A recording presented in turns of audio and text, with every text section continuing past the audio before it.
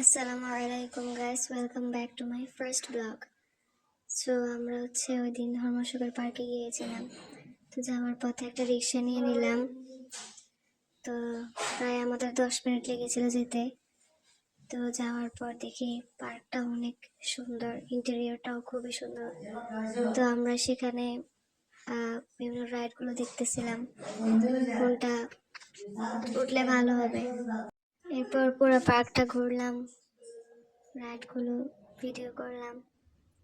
এরপর আমরা সম্ভবত 3 থেকে 4টা রাইডে উঠেছিলাম। পার্কটা অনেক বড়। তো আমরা সেখানে গিয়ে খাওয়া দাওয়া করেছিলাম, ফুচকা, ঝালমুড়ি এগুলো খেয়েছিলাম। তো আমার ইউটিউব চ্যানেলে যারা যারা নতুন, সবাই সাবস্ক্রাইব করে দিবেন, লাইক এবং কমেন্ট করে আমার পাশে থাকবেন। ধন্যবাদ। আসসালামু আলাইকুম সবাইকে।